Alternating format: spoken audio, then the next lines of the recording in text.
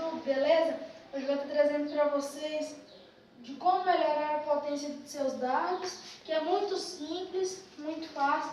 Você vai precisar de algum recipiente. No meu caso eu coloquei pouco dardo, coloquei só 5. Eu coloquei num saquinho de fone de ouvido. Eu coloquei eles, aí você coloca e coloca no congelador por cerca de 2 horas e meia. Depois você deixa em um local fresco para ele. Mas aí ele vai, talvez ele vai estar grudado aqui, mas no meu caso não dá não.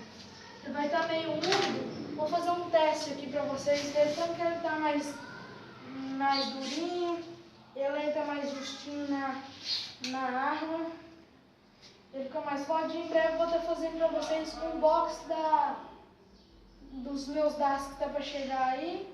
E o próximo vídeo vai ser tentando atirar em um palito. Então, valeu, fui!